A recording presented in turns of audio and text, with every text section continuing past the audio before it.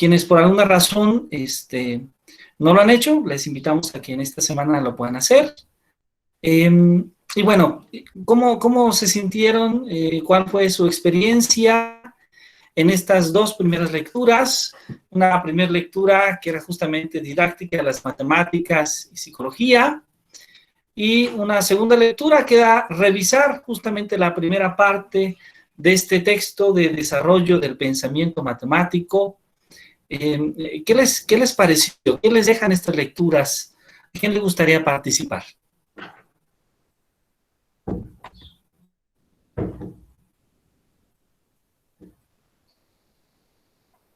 ¿Quién le gustaría compartirnos un poquito su experiencia, sus aprendizajes, tal vez sus preguntas o cuestionamientos en estas lecturas? Veo muy decidido al doctor José Jesús. ¿Te gustaría, doctor?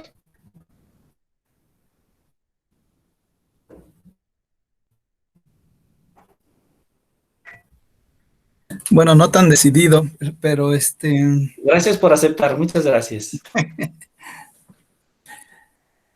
Bueno, aquí la cuestión está en... Yo quisiera retomar aquella perspectiva que nos quedamos la ocasión anterior, porque pienso que hay algún mito en relación con el soporte pedagógico y la forma en que tratamos de enseñar. Me refiero al conductismo. A mi modo de ver, hay un mito con los padres del conductismo, como si hoy día, por ejemplo, quienes nos atrevemos a usar algo de eso, estuviéramos reivindicando esa versión original o primaria. Y no es así, porque esa teoría, como otras, han evolucionado, y pienso que nosotros debemos actualizarnos en el sentido de que el conductismo hacia nuestros días se llama tecnología educativa, ¿no? Evolucionó esa perspectiva pedagógica a lo que es tecnología educativa, y su origen es el conductismo y sigue siendo conductista, solo que esa tecnología educativa en los años 70 y hacia acá tiene que ver con la enseñanza programada. Y esa enseñanza programada es propia del ámbito de la ingeniería, de la informática, y yo diría de todo aquello donde están involucradas las matemáticas, ¿sí? Pero ya es una perspectiva diferente a que si no aprende le damos toques, ¿no? Toques eléctricos. O sea, pienso que allí ese es un mito desde mi punto de vista, ¿no? Claro. Entonces, se actualizó esa perspectiva pedagógica del conductismo en esta vertiente o corriente que se llama tecnología educativa. Y hoy día podemos revisar literatura en bases de datos especializadas y encontrar literatura de este año, del pasado, donde se argumenta y se da soporte pues teórico a que aplicar esta perspectiva pedagógica en la enseñanza de la ingeniería, de la mayoría de las ramas o todas las ramas de la ingeniería y la informática, pues tiene resultados efectivos, no solo eficaces, efectivos, o sea, que da resultados en el sentido del aprendizaje. Entonces, me parece que esa vertiente de cómo ligar el soporte pedagógico y luego cómo, otra cosa que suele olvidársenos es la didáctica, porque hoy día ya están separadas, ¿no? Entonces, por un lado la ciencia de la pedagogía y por otro la ciencia de la didáctica son dos herramientas sustantivas para los que nos dedicamos a enseñar o pretendemos hacerlo. Pero si además tenemos esta disciplina de las matemáticas, no podemos obviar esas dos.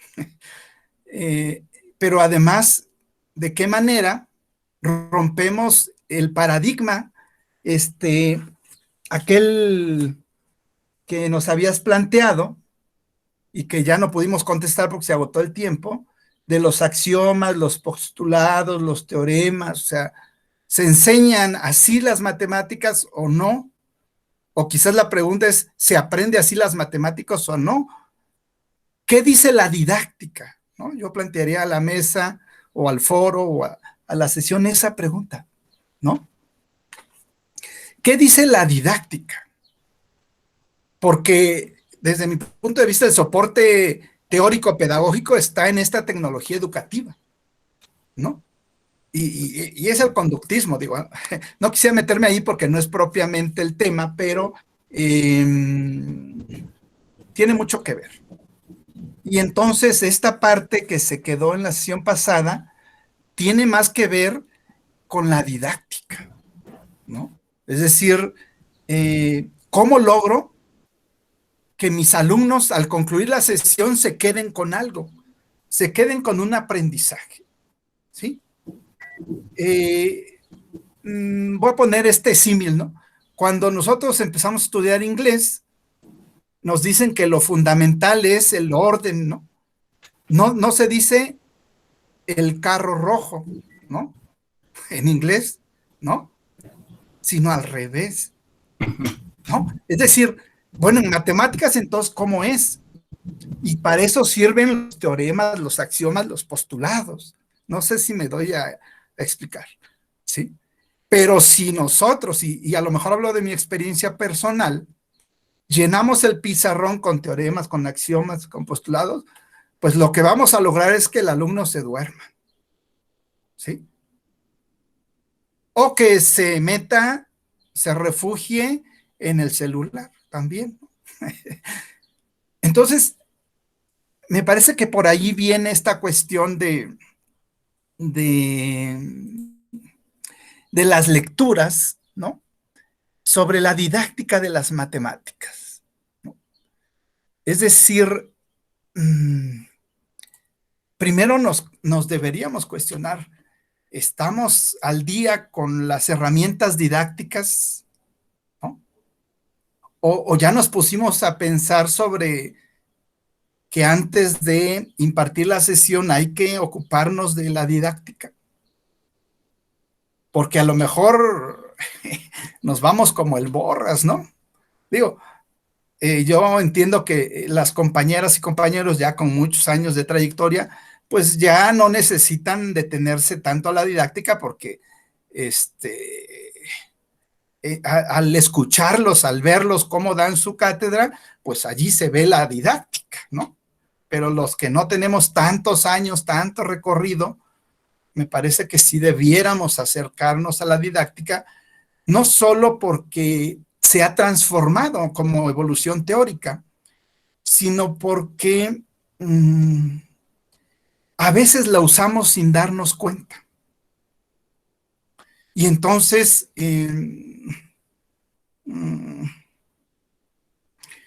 por ejemplo, si pensáramos en la gestión del conocimiento, el conocimiento tácito, ese que nos ayuda a hacer las cosas sin darnos cuenta o sin saber que las podemos hacer, involucra mucho de la didáctica, para regresar al tema. ¿Sí? Entonces, para abordar estas lecturas o para empezar a sacarle provecho a estas lecturas, a mí me parece que es pertinente preguntarnos qué didáctica utilizamos o qué didáctica para qué asignatura. Yo, muy modestamente me dedico a la estadística y cada día me doy de topes porque cuando pensé que los alumnos ya se iban encauzando, pues viene el examen. ¿Y qué creen que pasa? Pues que los chicos reprueban, ¿no? O sea, y entonces yo preparé mi tema, hice mis diapositivas, hasta un chascarrillo, un chiste por ahí les solté, y todo muy bien. ¿Y entonces qué pasó? O sea, bueno, di retroalimentación, repasamos los procedimientos de la mano, fuimos, hasta les pongo 1, 2, 3, 4, 5, o sea, allí está esta tecnología educativa o el aprendizaje programado o el conductismo, ahí está, ¿no? ¿Y dónde está el constructivismo?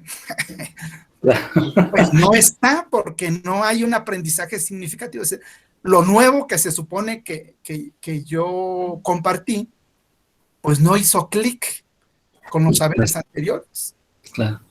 ¿no? Y entonces allí el punto inevitablemente se llama didáctica. Claro que sí. Muchísimas gracias, doctor José de Jesús. Muchas gracias, una aportación muy valiosa. Creo que hay dos elementos, si usted me permite retomar, muy interesantes que usted me comenta. La primera, voy a permitir dar un punto de vista sobre el primer cuestionamiento que usted hace sobre las teorías conductistas. De hecho, podríamos hablar de tres grandes grupos de teorías del aprendizaje. Voy a referirme a las teorías conductistas, las teorías cognoscitivistas o cognitivas y las teorías constructivistas o de la reconstrucción. Y lo que usted aborda es muy interesante porque en muchas ocasiones se tiene la idea de que estamos hablando de teorías rivales. Es decir, que una teoría está como opuesta a la otra teoría. Y mi perspectiva, al menos en la experiencia que he tenido abordando las diferentes teorías técnicas en los tres grupos de teorías, es que más que ser teorías rivales, son más bien teorías complementarias, que se deben un poco más a la evolución misma de la propia teoría. Es decir, creo que para la época, finales del siglo XIX, que se proponen las teorías conductistas, tal vez era lo que teníamos en ese entonces. Y de hecho, creo que son complementarias porque en realidad en el quehacer docente, en nuestra práctica docente, podemos abordar técnicas, podemos abordar elementos de las tres, dependiendo del contexto, dependiendo de los alumnos, dependiendo de varios aspectos. Pero creo que en ningún momento una es rival de la otra, sino más bien se complementan. Y claro, el contexto y los alumnos, y desde luego nuestro papel como tutores es muy importante, porque hay momentos en los que hay que ser conductistas. Hay ocasiones en que necesitamos que el alumno recuerde y memorice aspectos elementales que son fundamentales para poder construir un nuevo saber, que tal vez el siguiente saber sí se puede construir, digamos, con elementos ya de tipo constructivista, es decir, ya con cierta madurez, con cierto nivel de conciencia, buscando desarrollar un aprendizaje significativo.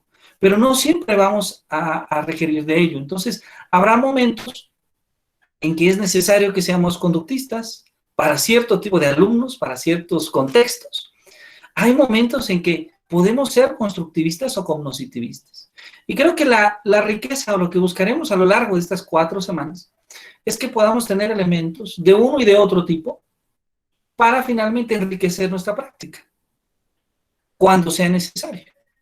Esta semana, particularmente, bueno, la sesión 1 y estas 2 siguientes sesiones, son las sesiones, digamos, teóricas, donde estamos hablando de algunos fundamentos que tienen estas teorías, pero posteriormente vamos a empezar aspectos prácticos.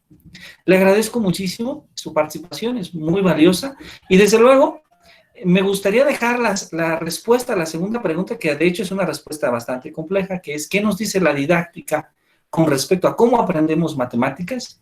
De hecho, creo que esta, si usted me permite, la estaré dejando para la siguiente sesión, porque es una pregunta y una respuesta sumamente interesante. Maestra Carmen, por favor, adelante, si es tan amable. Ha levantado la mano, nos da mucho gusto que nos acompañe. Sí, bueno, prácticamente era algo similar de lo que había comentado el maestro Jesús al último, sobre el constructivismo. Y bueno, es que no necesitamos una sola corriente educativa, sino que tenemos que echar mano de pues, todo lo que se pueda, ¿no?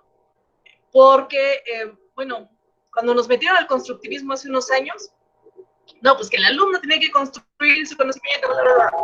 Así como que, a ver, espérame, ¿cómo es que el alumno tiene que sacar a partir de unos problemas una teoría que a alguien le costó mucho trabajo plantear, ¿no? Entonces, yo creo que se van a los extremos, o los ejecutivos, los administrativos, las vacas sagradas, no sé quién, los que nos quieren meter sus ideas, se van a los extremos de definir que ahora vamos a trabajar de esta manera, ahora vamos a trabajar de esta manera, pero como no están precisamente en el aula, no plantean bien toda la situación. Entonces, bueno, que no se manejen ahora todas las teorías, pues yo creo que está mal, porque sí necesitamos darle al alumno herramientas. O sea, dicen, no, pues ahorita vamos a aprendizaje basado en problemas. A ver, ¿cómo que le voy a poner al alumno un problema real y el alumno a ver cómo lo resuelve? Pues no, porque si no le estoy dando las herramientas necesarias que vienen siendo la parte teórica de las matemáticas, entonces el alumno, ¿de dónde lo va a sacar? No va a haber inspiración divina, no lo creo. Entonces, yo creo que hay que echar mano de todo lo que se puede, de las técnicas que ya haya, de todo lo que nos vayan dando, pero no nos casemos con lo que nos quieran efectivamente plasmar. Yo creo que uno se da cuenta en el aula cuando el grupo, o la mitad del grupo se quedó con la cara anonadada, o como dice el maestro, en el examen me demostraron que únicamente 3 entendieron y los otros 40 no. Entonces, pues ahí nosotros tenemos que pues ocupar las herramientas que se puedan, porque si ya vimos que si el aprendizaje basado en problemas a este grupo no le está funcionando, pues entonces pues, tengo que hacer otra cosa, porque no va por ahí, ¿no? Con este grupo. Yo tengo un grupo de recursamiento, o sea, alumnos que ya reprobaron un año de matemáticas, entonces los meten todos a un grupo, entonces le llaman grupos de recursamiento. Entonces en esos grupos de recursamiento los alumnos vienen, pero así, deprimidos, ¿no? O sea, deprimidos porque ya debieron haber salido y no salen porque deben matemáticas. Entonces, bueno, pues lo primero que hay que hacer es levantarles el ánimo. Yo en mi infografía, por eso puse ahí, pues, que incluso lo dijo Cabezón, ¿no? La autoestima es muy importante. Porque primero que nada, nadie es tonto. Que nos quieran convencer, que nos digan que lo que sea, pues no lo soy. Pero ya me dejaron ese estigma. Entonces, lo primero que hay que hacer es salir de ese estigma, ¿no? De cómo me siento, de recuperarme, de que, pues si ya la regué este año, pues ahora echarle ganas porque el siguiente voy a salir y voy a salir bien y con buen promedio. O sea, entonces, primero hay que convencer al alumno, hacerle su coco wash para que ellos solitos primero salgan de eso y entonces ya entrarle a las matemáticas. Entonces, sí hay muchas variantes. Yo creo que es importante considerar todas las variables necesarias y todo va dependiendo pues del grupo que nos toque, ¿no? O de los chicos que nos toquen. Muchísimas gracias, maestra Carol. No, muy interesante esto que usted nos comenta, porque de hecho así es. Creo que asumir que solamente hay ciertas estrategias o ciertas técnicas o ciertos métodos para aprender no es lo adecuado, porque lo que tenemos en el salón de clase es una gran diversidad. Y creo que, bueno, lo que nosotros tenemos que es tratar de desarrollar diferentes estrategias, diferentes técnicas que nos puedan ayudar para diferentes situaciones de aprendizaje. Y usted ha dicho algo muy importante, que es estas situaciones de aprendizaje creo que en gran medida van a variar con respecto a dos cosas. ¿Cuáles son los objetivos? Es decir, ¿qué esperamos que aprendan nuestros estudiantes? O algo que actualmente llamamos los aprendizajes esperados. Pero también, desde luego, tomando como base fundamental a los propios estudiantes. Y eso es muy importante. No olvidar que sí, tenemos una meta. Queremos desarrollar habilidades de pensamiento matemático, queremos que conozcan el mundo de las matemáticas, pero estamos trabajando con personas. Y entonces, el cuestionarnos un poco más sobre cómo están nuestros estudiantes, inclusive en la parte emocional, es sumamente importante. Y me permito hacer un énfasis, lo haremos después, con mucha mayor atención, porque en la educación universitaria, en muchas ocasiones asumimos la idea de que estamos trabajando ya con adultos y de que estos adultos tienen que ser sumamente responsables. Y esto hace que en muchas ocasiones no nos cuestionemos sobre qué vive, cómo está esa persona que está colaborando con nosotros. Es decir, asumimos que, bueno, son adultos, entonces la responsabilidad es primero. La búsqueda del objetivo común de aprendizaje es primero que la propia persona. Y tal vez ahí nos ha hecho falta un poquito más observar a nuestros estudiantes, un poquito más observar a nuestros alumnos para poderlos ayudar. Bueno, pues agradezco mucho estos primeros comentarios. Estos primeros comentarios han sido de las lecturas que están en plataforma. Agradezco mucho sus comentarios. No se preocupe, maestra Verónica, bienvenida. Y maestra Kenia, me da mucho gusto que ya haya escrito en el email. Por alguna razón, si por alguna razón no he tenido respuesta, les pido, la sesión pasada me permití escribir mi número telefónico, lo haré hoy al terminar la sesión, para si alguien tiene alguna duda o no ha podido ingresar a la plataforma, por favor, este es un medio directo, pueden enviarme un mensaje de WhatsApp y con mucho gusto estaremos verificando que puedan hacerlo. Queremos que todos puedan ingresar para que todo esté en tiempo. Contamos con la participación, alguien más ha levantado la mano, la maestra Carolina, por favor, bienvenida, maestra. Gracias, buenas noches, ¿me escuchan? Muy buenas noches, un gusto saludar. Gracias, igualmente.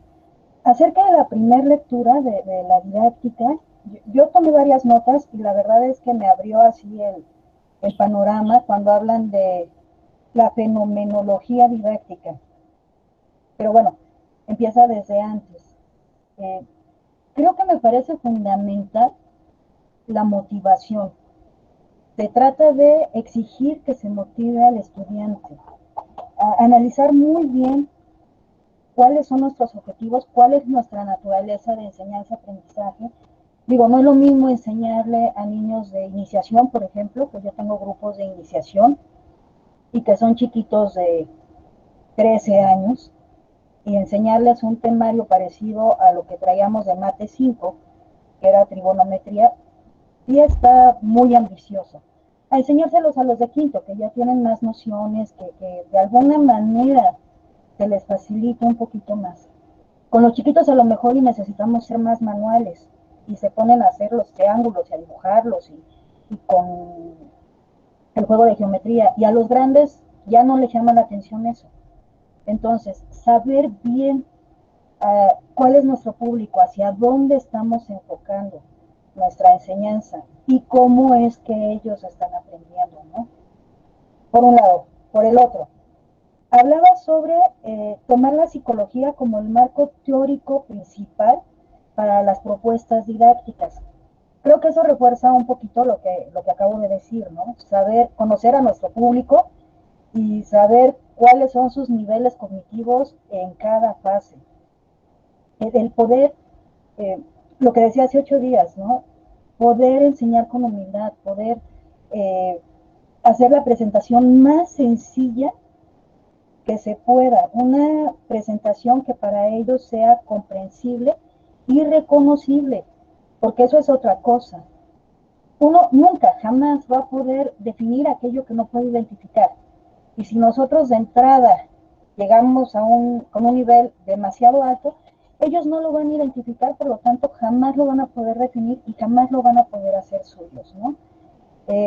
Eso de que hay actividades que conducen al descubrimiento y se hace la luz, sí, habrá algunos temas que sí se puedan, pero habrá otros que no, y que definitivamente tengamos que, así como pavos reales, desplegar todas nuestras plumas, mostrarnos de la manera más atractiva la explicación que les damos a los alumnos. Yo lo pienso mucho así, ¿no? Tengo que enamorarlos de lo que yo estoy enamorada. Y para la mayoría de ellos es guacalesco lo que estamos viendo. Entonces es mostrarles un poquito más hermoso lo que antes les causaba grima. No sé, es una idea muy mía. Y bueno, también lo que dice, ¿no? De a lo mejor a veces sí tener que hacer una introducción rudimentaria, una introducción que a lo mejor no usemos tantos vocablos, tantos tecnicismos para que ellos puedan entenderlo. Y ya iremos subiendo de nivel, paso a paso. Somos un equipo y vamos a ser el mejor equipo del mundo. Así es que uno los va llevando. conforme quiere, al ritmo que ve que pueden y que van a alcanzar. Porque no nada más es quedarnos en un nivel muy básico, ¿no? Yo he tenido grupos que son maravillosos y que alcanzan niveles muy, muy altos. Y he tenido grupos que, bueno, alcanzan la media. Y hay que saber también plantear objetivos humanamente posibles. Si nos vamos muy, muy arriba, lo único que va a suceder es que nos vamos a frustrar. Y lo otro, a lo mejor una vez que ya implementamos el razonamiento, para ellos es más fácil el concepto. Y nosotros siempre lo damos al revés. Primero el concepto y ahora sí, razonamiento. Y a veces ni siquiera llegamos al razonamiento. Si ellos lo empiezan a razonar, si ellos empiezan a ver con qué se come, yo creo que en ese momento adquiere significancia y es más probable que no se les olvide. Pero bueno, siempre estar muy, muy a la vista de lo que necesitan ellos. No es lo que nosotros necesitamos, ni son los objetivos que nos marca el programa y la institución y que son toque de... No, es lo que necesitan nuestros chicos. Yo, por ejemplo, muchas veces antes de empezar el curso les digo, a ver, ya basta de que le estén corriendo a las fracciones, vamos a estar trabajando con fracciones, sobre todo en álgebra. Y les digo, pues va un super repaso de fracciones, porque no es posible que no se atrevan a hacer una ecuación porque tiene fracciones. Y a lo mejor entienden todo el algoritmo de una ecuación, pero no entienden fracciones. Entonces va. Y tratar de subsanar lo que a ellos les sigue haciendo falta. Ser sensibles ante eso. No decirles, ay, ¿cómo es posible? Eso lo debiste de haber visto en primaria. Para mí eso es vetadísimo. Lo debiste de haber visto, pues sí, pero es como un hubiera, los hubieras no existen. Tiene la necesidad y tenemos que cubrírsela en ese momento, ¿no? Bien, no sé si algo más o... Muchísimas gracias, maestra Carolina. En efecto, creo que gran parte de la labor que tenemos que hacer es conocer a nuestro alumno. Conocer a nuestro alumno y verán, hace no tanto tiempo, en el gobierno anterior, la propuesta que se tenía de aprendizajes clave, por ejemplo, para la educación básica y la educación media superior, se hablaba de las dimensiones del docente. De estas dimensiones que, de hecho, eran 5 dimensiones, que eran como que ciertas características o ciertas cualidades deseables en un profesor en los diferentes niveles académicos. Y una de estas características fundamental era un docente que conoce a sus alumnos, que sabe cómo aprende, que sabe cuáles son sus intereses, que sabe o que tiene una noción de cuáles son sus saberes previos y que conoce su contexto de vida. Porque con estos 4 elementos que hemos mencionado, creo que se puede llevar a cabo lo que usted justamente nos ha platicado, que es la idea de dar una atención, digamos, cercana, personalizada, adaptada a las necesidades que tienen nuestros estudiantes. Y que en gran medida la educación humanista es justamente lo que propone. Muchísimas gracias, maestra Carolina. Y bueno, vamos a escuchar a la maestra Mirna Lisset. Si me permiten, después de la maestra Mirna Lisset, utilizaré una presentación para dialogar el día de hoy. Maestra Mirna, por favor, adelante, si es tan amable. Hola, buenas noches. Pues justo yo solamente tuve de tiempo de ver casi en su totalidad el video del matemático Cabezón. Ajá. Leí la segunda lectura en donde sí ponía mucho énfasis en el hecho de tratar de ir construyendo el conocimiento con los alumnos de acuerdo justo a lo que ellos iban sugiriendo, o lo que ellos conocían.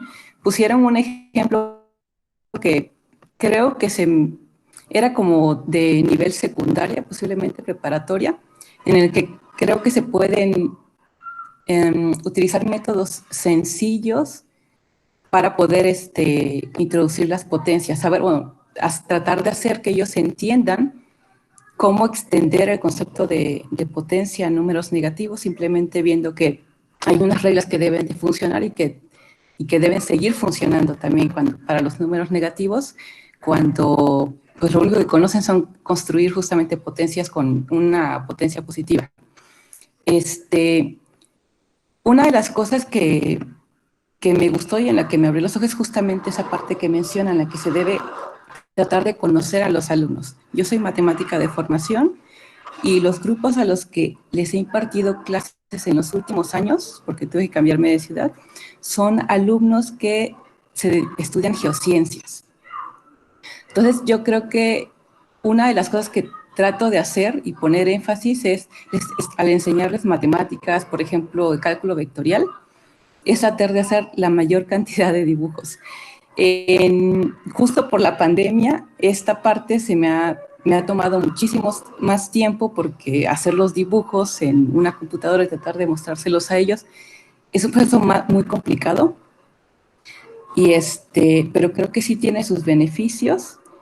Y también la parte una parte que me gustó mucho, que me empezó a motivar recientemente, fue justamente tratar de ponerles no solamente problemas que vienen en el libro o problemas que a lo mejor yo he modificado para tratar de que les interesen a ellos, o también tratar, que les podrían ser de interés en su área de estudio, pero también problemas que pueden encontrarse en la vida cotidiana, que pueden resultarles simplemente chistosos o graciosos, aunque no tengan que ver justamente con el área en el que ellos trabajan, sino simplemente algo en lo que lo puedan visualizar y salirnos del tema, tratar de distraerlos del hecho de que están aprendiendo realmente algo muy, muy abstracto. Entonces, esa parte sí me gustó de la segunda lectura, se me hace muy interesante. En la primera lectura no pude comprender, avanzar mucho. Simplemente creo que me quedé como en la página 10. Y tenía también una pregunta con respecto a, en cuanto a las actividades que se dejan, ¿cómo se espera que se desarrollen? ¿Se espera que si se dejan el día viernes, se espera que se desarrollen en el transcurso de la semana? ¿O se va a ir poniendo, por ejemplo, para la siguiente clase que se vean tales actividades de las que se dejan y para la que sigue se ven unas más? ¿O cómo va a ser el proceso de entrega de esas actividades?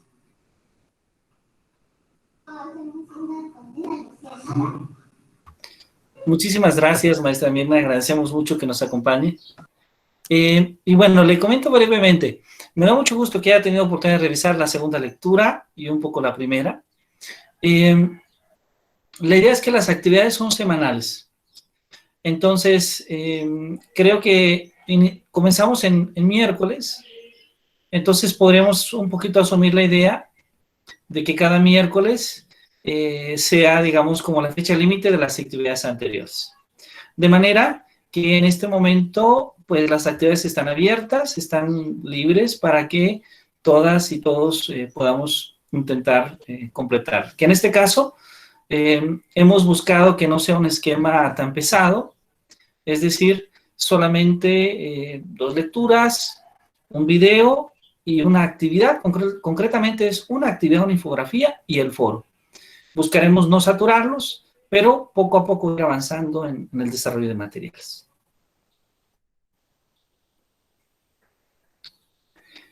Bueno, espero con ello haber podido contestar su pregunta.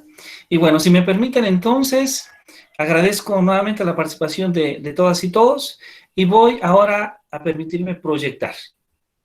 Voy a apagar un poquito mi cámara y voy a proyectar. Voy a usar una presentación en PowerPoint.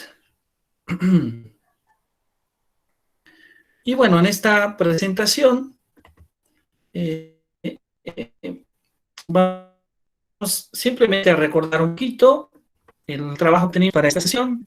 Era o consistió esencialmente en revisar estos 2 artículos en plataforma. ¿Sí? Estos 2 artículos en plataforma. Agradezco mucho si me pueden confirmar si ya se puede observar la presentación en sus pantallas. Sí, se está viendo. Sí se ve. Ok, muchísimas gracias. Agradezco mucho, muy amable. Bueno, entonces, el día de hoy vamos a seguir tratando de fundamentar algunas ideas, algunas aproximaciones sobre el aprendizaje Y bueno, ya en la sesión pasada, de una manera muy breve, hablamos sobre las teorías conductistas y sobre varias maneras que se tenían en ese entonces de entender el aprendizaje, y muy particularmente hablaremos del aprendizaje de las matemáticas.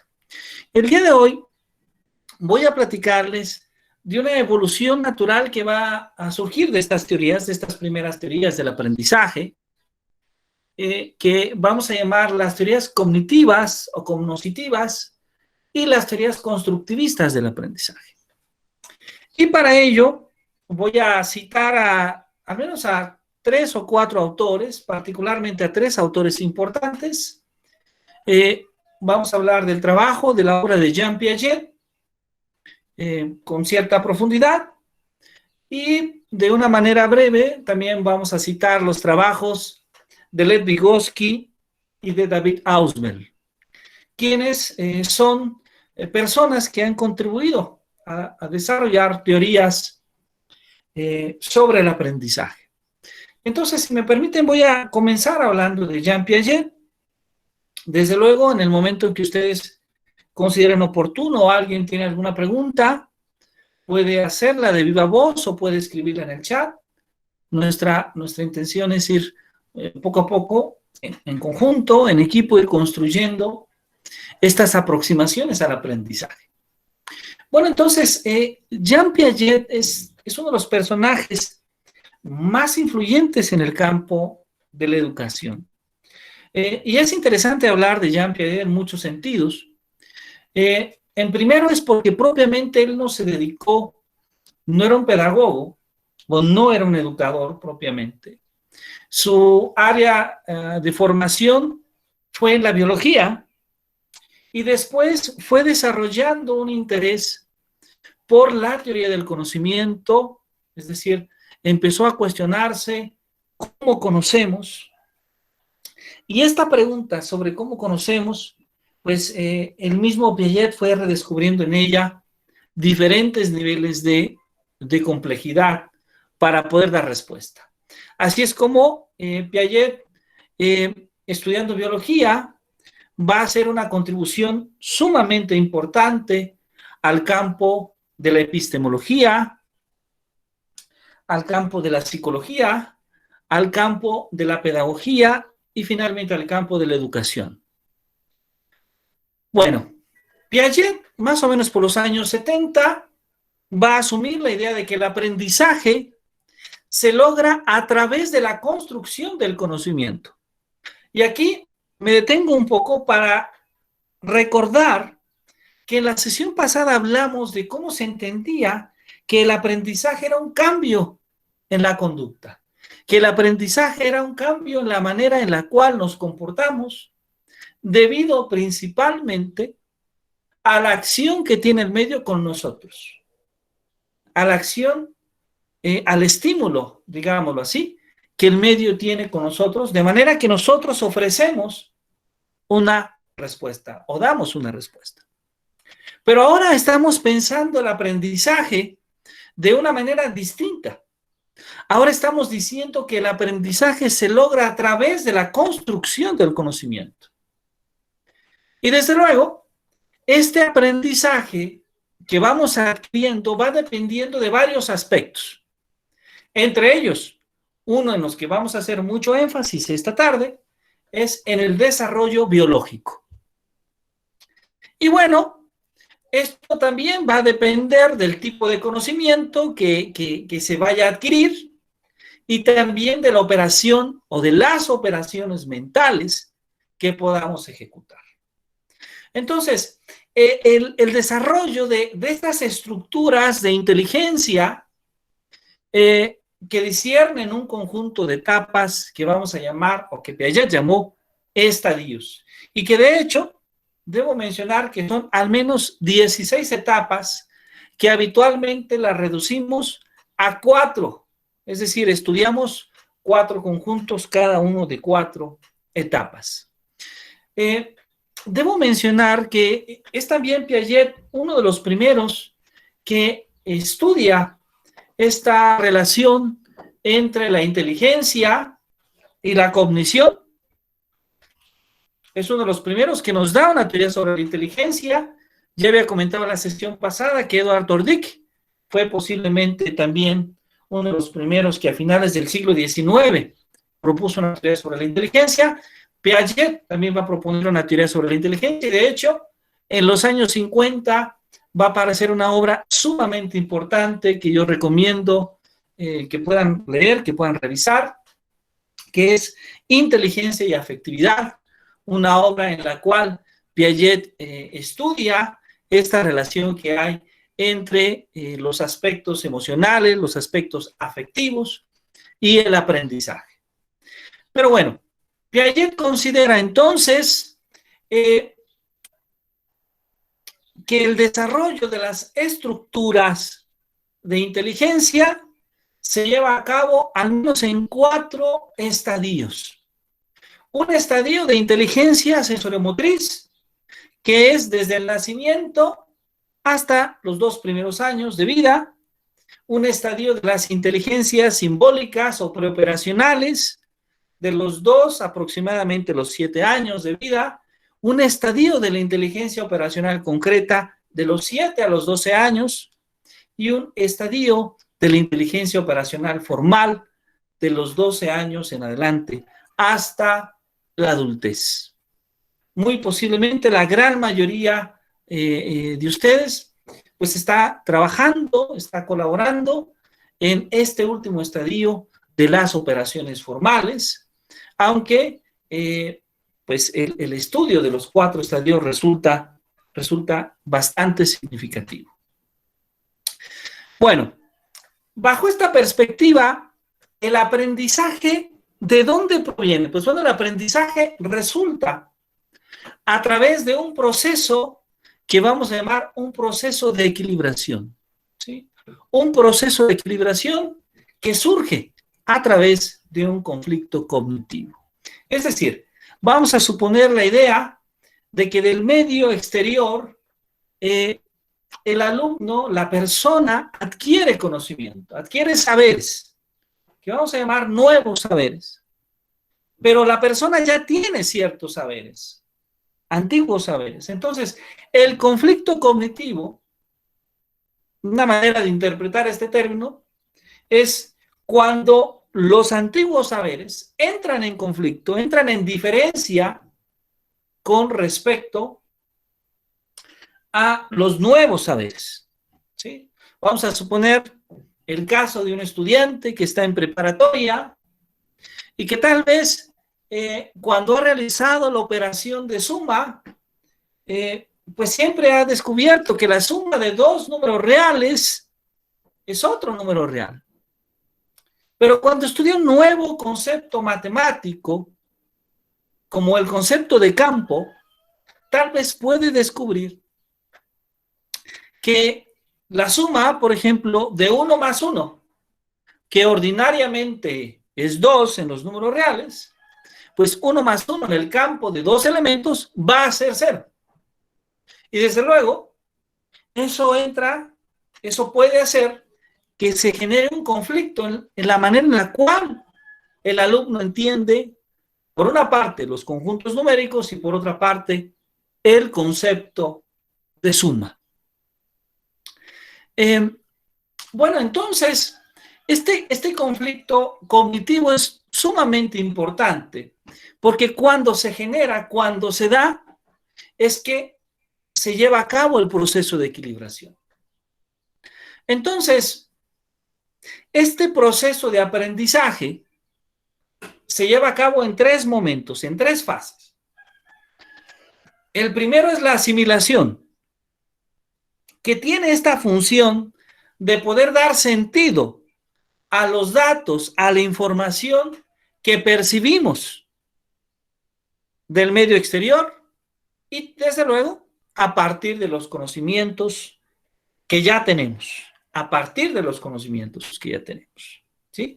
Esto es sumamente interesante porque este concepto de asimilación es un concepto fuerte. Voy a comentar un poco más de lo que sucede antes tal vez de de este mismo momento de asimilación. Y creo que para hablar un poquito de lo que ocurre antes de este concepto de asimilación, es necesario mencionar que Piaget asume algo muy semejante a lo que propuso Tomás de Aquino y algo muy semejante a lo que propuso Aristóteles. Es la idea de que aprendemos a través de la interacción que tenemos con el medio exterior. Y de hecho, el medio exterior tiene mucha información. Sin embargo, no toda la información que tenemos del medio exterior, no toda esa información la consideramos. Es decir, por alguna razón, seleccionamos solamente cierto tipo de información del medio exterior. Esa información la obtenemos a través de los sentidos, a través de la vista, a través del olfato, a través del oído, a través del tacto, a través del sabor. Entonces, en todo momento estamos en contacto con mucha información. Sin embargo, a pesar de que en un determinado momento estamos escuchando, estamos oliendo, estamos observando, solamente elegimos cierto tipo de información. Y este proceso de elegir solo cierto tipo de información le llamemos un acto de aprehensión. Ahora, a esa información que seleccionamos, en muchas ocasiones de manera consciente, en muchas ocasiones de manera inconsciente, y hay muchas preguntas que se pueden establecer a través de modelos neurológicos. Sin embargo, lo que sí podemos decir es que de esta información que elegimos del medio exterior, le asociamos un significado, le damos un sentido. Y entonces es cuando la información se convierte en algo que vamos a llamar una representación mental. Y en ese proceso en que convertimos la información del medio en una representación mental, entonces es cuando decimos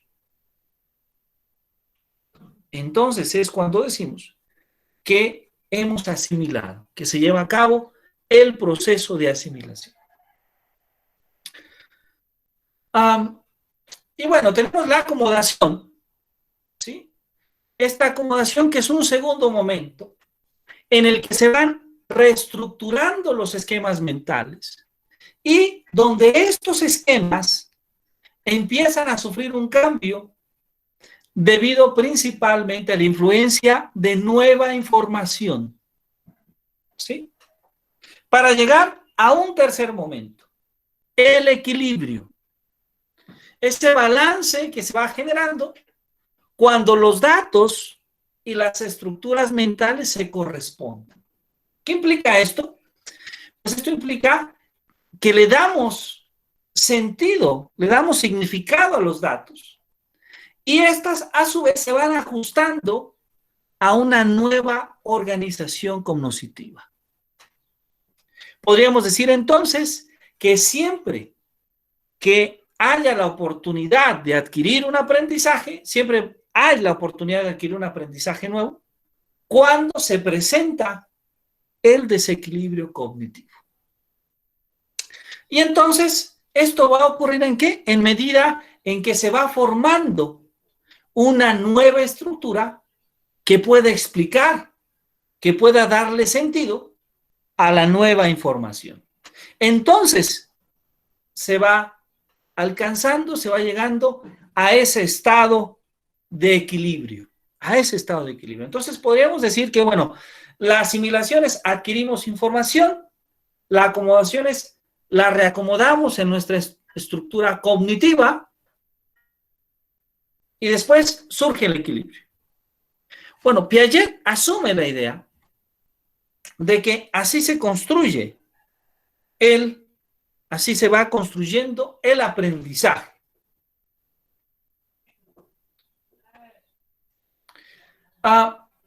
Sin embargo, Piaget asume la idea de que el conocimiento humano se encuentra en una construcción continua y que cada persona construye su propio conocimiento. ¿Sí? Nuevamente hago este énfasis, el conocimiento humano se encuentra en una construcción continua y cada persona construye su propio conocimiento. Ahora, para Piaget, el conocimiento no está preformado ni en los sujetos ni en los objetos, sino que estamos siempre organizando lo que conocemos. Es decir, que el conocimiento está siempre en construcción y en reconstrucción.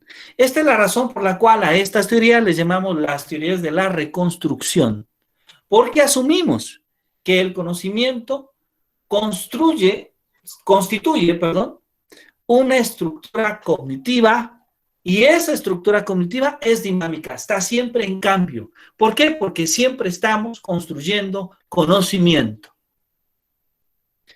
El conocimiento entonces va a ser como una asimilación o una integración del objeto que surge de la interacción de este con el sujeto y con las estructuras previas de este. Y bueno, Piaget nos dice que el conocimiento humano, que el conocimiento matemático, el conocimiento de las matemáticas y de la ciencia, el conocimiento científico, son construidas por la acción humana, son construidas por la acción de las personas. Y bueno, tiene razón, maestra Carolina, en efecto, este ejemplo que comentábamos sobre la concepción de conjunto numérico o la concepción de suma, pues ocurre frecuentemente, ¿sí? Por ejemplo, en muchas ocasiones, cuando impartimos en secundaria, simplemente decimos que las raíces de números negativos no existen, pero no damos razones por las cuales. No explicamos el por qué, o a veces no explicamos el por qué de los números negativos, cuando estamos hablando a niveles aún más básicos. Y bueno, esto, cuando el alumno va alcanzando un nivel académico, educativo más alto, y encuentra la necesidad de poder trabajar, por ejemplo, con números negativos, con números complejos, pues ahí a veces nos encontramos con dificultades. El pensamiento de Piaget es influenciado por varios personajes. Podríamos hablar al menos de Alfred Binet, de James Mark Baldwin, de quien va inclusive a tomar las ideas de adaptación por asimilación y de acomodación como realimentación, pero también influenciado por la filosofía evolutiva de Spencer. Ese cuestionamiento que hace Piaget sobre la construcción del conocimiento humano, sobre el desarrollo de las capacidades cognitivas y la génesis del pensamiento, le va a implicar a lo largo de su vida un análisis de varias áreas. Va a adentrarse en la biología, en la lógica, pero también en la psicología. Y un descubrimiento importante creo que es el siguiente. El pensar se despliega desde una base genética mediante estímulos socioculturales y se estructura, reestructura por la información que el ser humano va recibiendo y transformando de manera activa. Este es un aspecto interesante. ¿Por qué? Me permití escribirlo tal como aparece esta traducción de un trabajo de Piaget. Porque en muchas ocasiones cuando hablamos de Piaget nos referimos demasiado a su epistemología psicogenética y olvidamos que él también consideró los aspectos sociales y culturales que influyen de manera importante en el aprendizaje. Es decir, va a influir nuestra biología, nuestra genética, nuestra evolución biológica, pero también va a influir la cultura y la sociedad en la cual nos desarrollamos. Piaget entonces va a proponer su teoría del desarrollo cognitivo. Y en esta teoría es sumamente interesante la idea de que en la infancia comienzan a instalarse los principios de la lógica, inclusive a veces antes que el propio lenguaje, generándose a través de la actividad sensorial y motriz del bebé en interacción con el medio. Ahora, un lugar sumamente importante es lo que va a influir el medio sociocultural, lo que va a influir la comunidad, lo que va a influir la familia, lo que van a influir los padres que tienen un contacto directo con el hijo, como lo propone Lev Vygotsky, que lo vamos a revisar un poco más adelante. Para Piaget, la lógica es la base del pensamiento y la inteligencia es un término genérico para poder designar al conjunto de operaciones lógicas para las cuales está capacitado el ser humano. Entonces, Piaget va a darle una importancia fundamental, una importancia al papel que juega la lógica y muy en especialmente va a poner un énfasis en algo que él llama la lógica natural, ¿sí? Esa lógica natural que es un poco difícil de explicar, pero que tal vez de una manera muy breve podríamos interpretarla como ese sentido, como esa habilidad de pensar que tiene de manera natural el ser humano. Más sin embargo, esta manera de desarrollar el pensamiento del ser humano para Piaget va a ser algo que después él llamó una lógica operatoria y que vamos a analizar un poquito más adelante. Bien, hasta aquí vamos bien. ¿Alguna duda?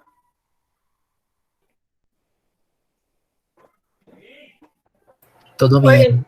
¿Todo bien? Ok. Entonces vamos a continuar un poquito. Ahí tenemos una imagen. Él es Jean Piaget. Y vamos a adentrarnos un poquito más en el trabajo de Piaget. Hay una razón por la cual nos centramos un poco más y es porque en cierta medida Piaget no solamente sentó las bases del desarrollo cognitivo, sino que también sentó las bases de una buena parte de las estrategias y de los métodos que en la actualidad utilizamos para desarrollar habilidades de pensamiento matemático y científico. Esta es una de las razones por las cuales estamos dedicando más tiempo al trabajo de Piaget que al de otros autores. Bueno, entonces vamos a hablar de su teoría del desarrollo cognitivo. Sí. Y bueno, lo primero que hay que mencionar es que en efecto, Piaget es posiblemente el principal exponente de este enfoque del desarrollo cognitivo. ¿En qué se va a interesar? Principalmente los cambios cualitativos que tienen lugar en la formación mental de la persona. Desde la infancia, desde el nacimiento hasta la madurez. Y va a mantener, en primer lugar, la idea de que el organismo humano, de que la persona, al igual que otros entes biológicos, tiene una organización interna característica. Además, que esta organización interna es responsable del modo único de funcionamiento del organismo. Es decir, que es invariante. Y ven, vamos a ver cómo Piaget va a traducir este término invariante, inclusive hasta un ámbito matemático, que espero que pueda ser del interés de todas y todos ustedes. En tercer momento, sostiene la idea de que por medio de las funciones invariantes es que el organismo, es que la persona adapta sus estructuras cognitivas. ¿Cuáles son algunos de los conceptos fundamentales? Bueno, estos ya los hemos citado: la asimilación y la acomodación. Pero ahora vamos a verlas con un diferente nivel de profundidad. Vamos a entender la asimilación también como el modo en que un organismo, en que la persona se enfrenta a un estímulo del entorno en los términos de la organización actual.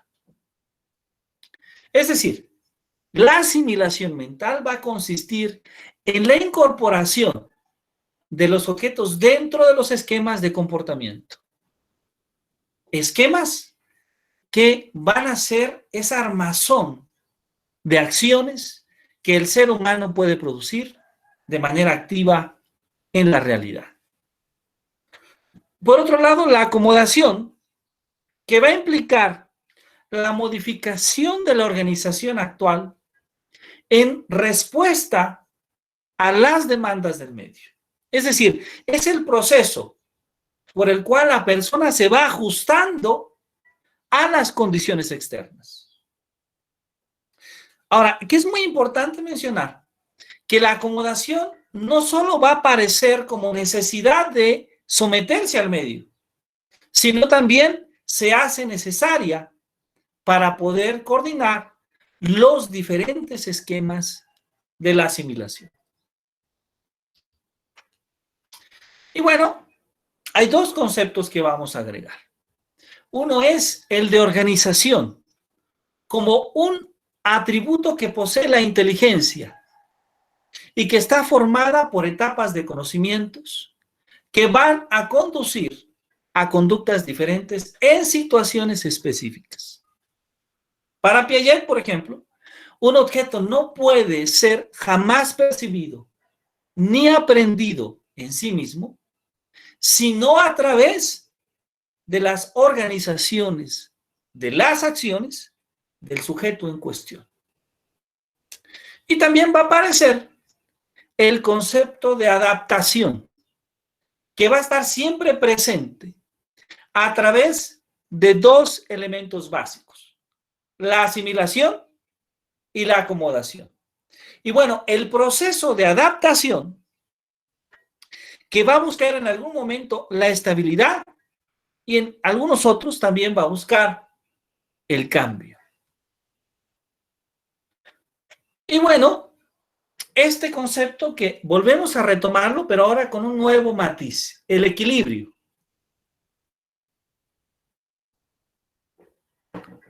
El equilibrio como la unidad de organización en la persona cognosciente, en el individuo cognosciente.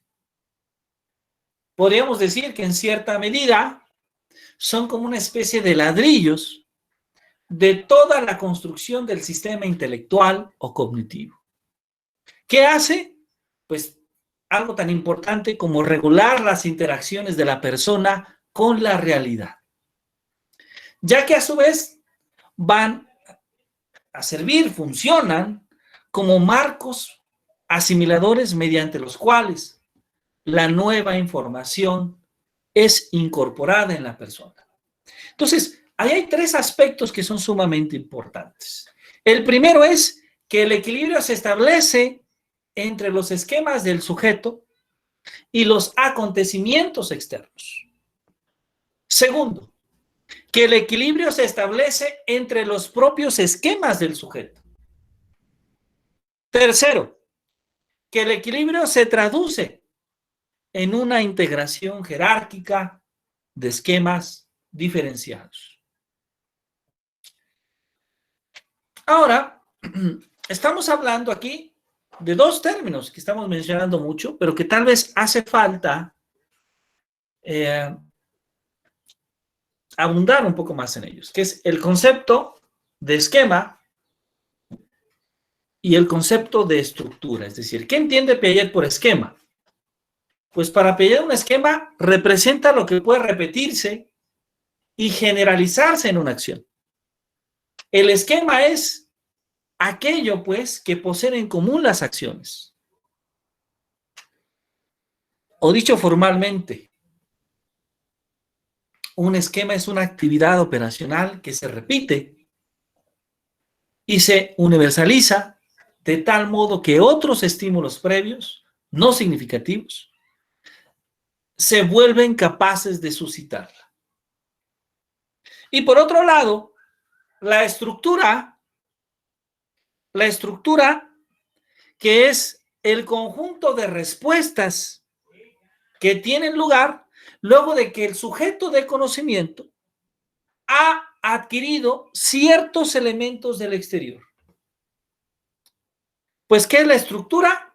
Pues es la integración equilibrada de esquemas.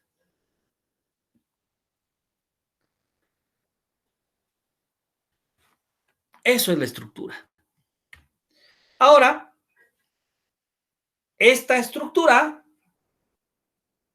en realidad forma parte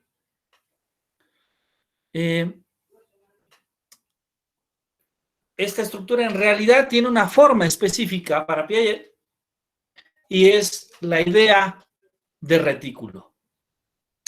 Esta idea de retículo, que en Piaget va a surgir de manera natural, porque para él es posible conocer cuáles son las operaciones mentales que puede realizar la persona.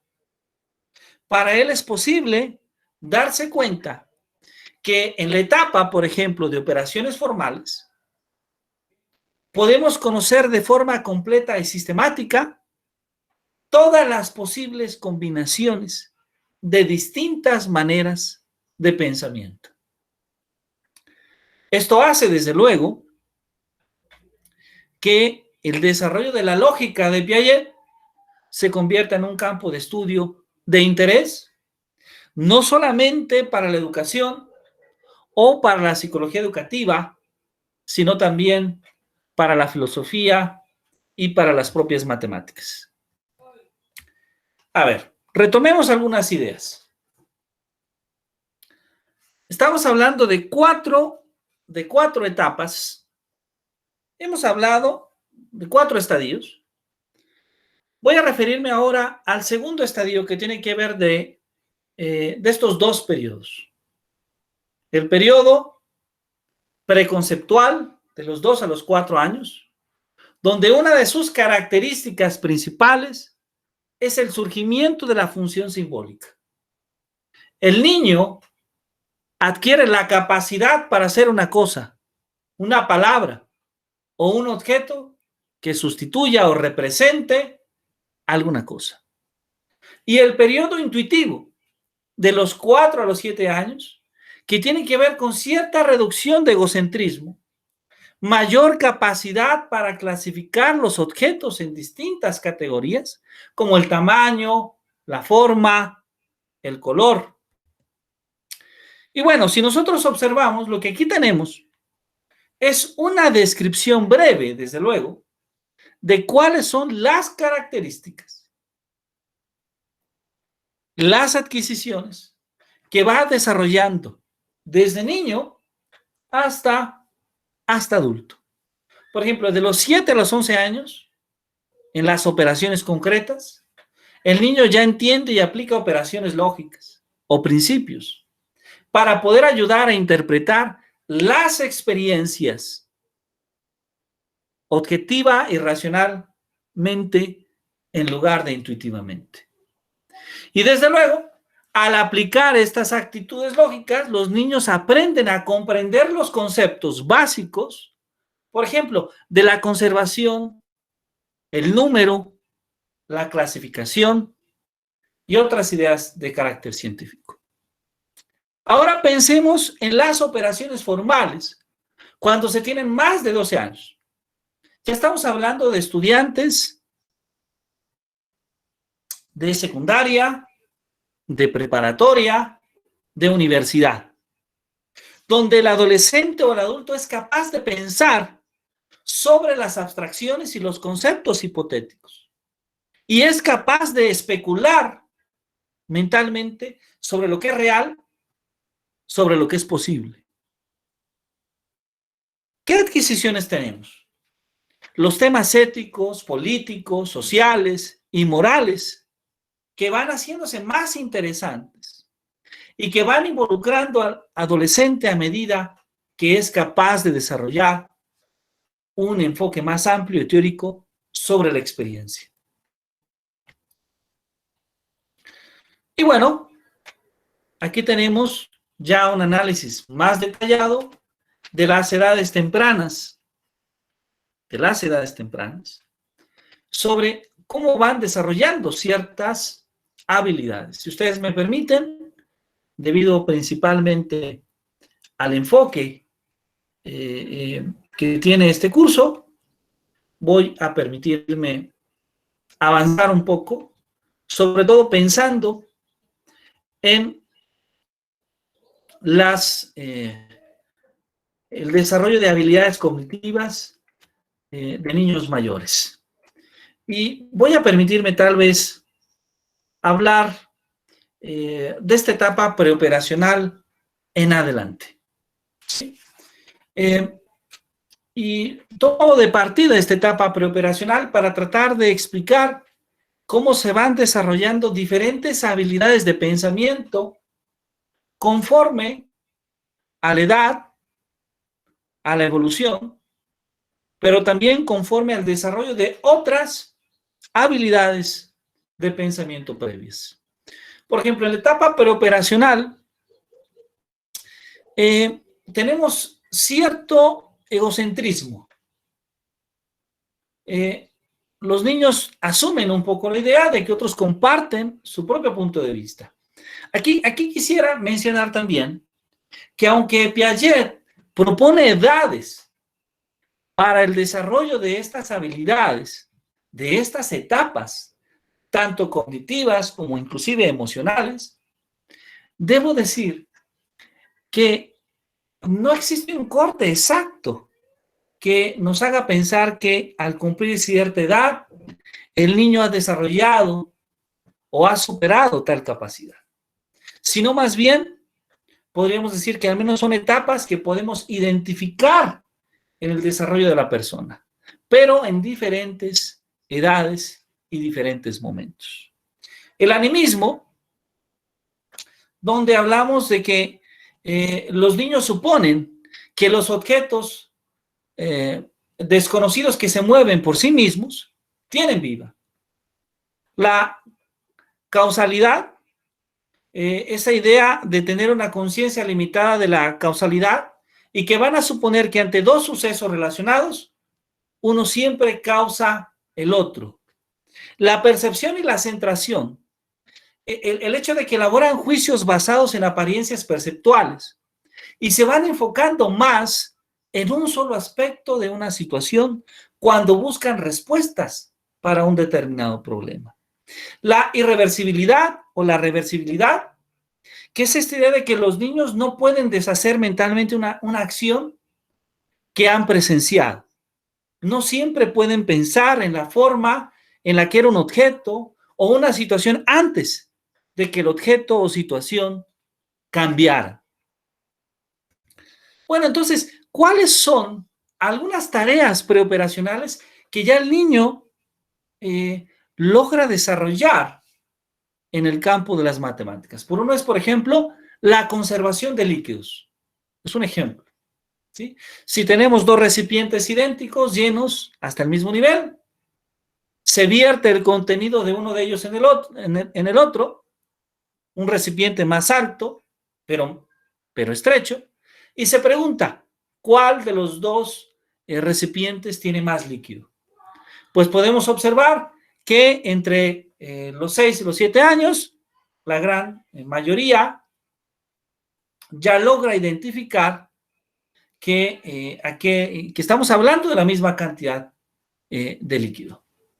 La conservación de masa, que se presentan, por ejemplo, dos bolas de plastilina idénticas.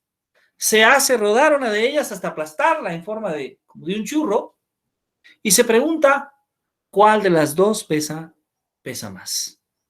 O la conservación de número.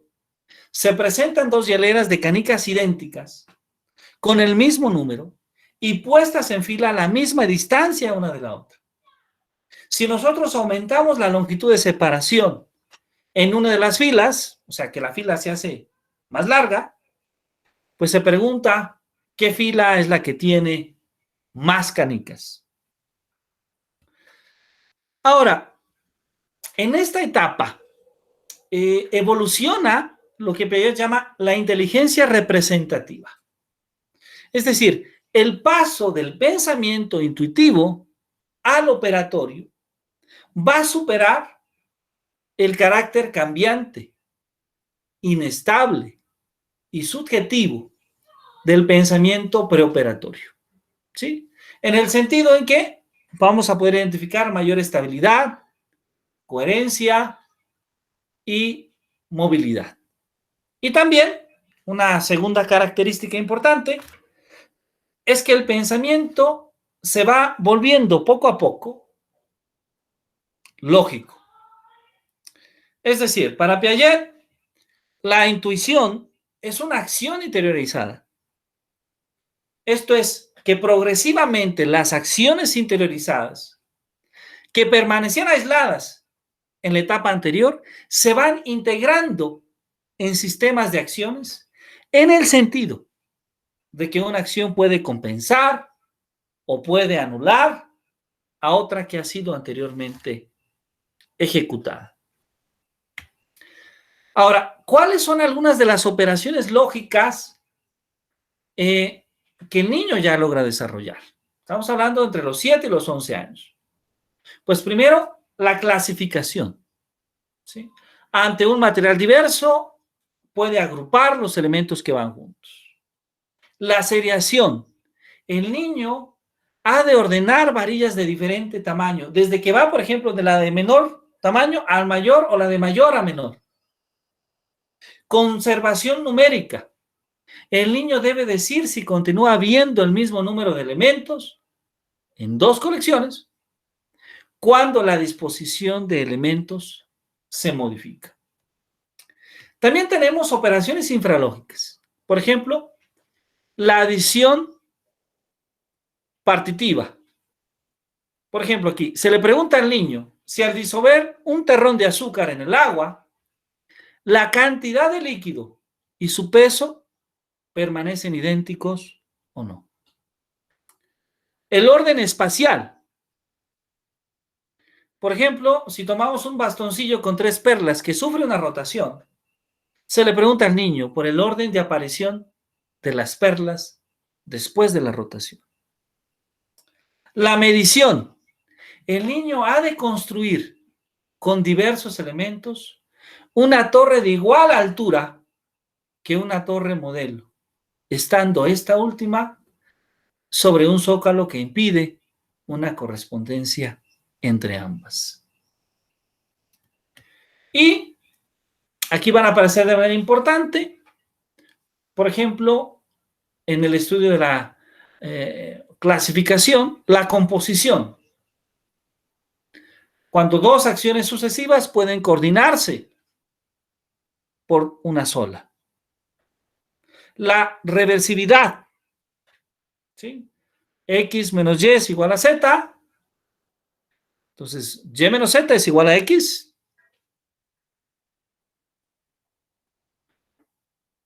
Toda acción es reversible o tiene su inversa que la anula. La asociatividad. Esta idea de que un mismo resultado puede alcanzarse por caminos diferentes.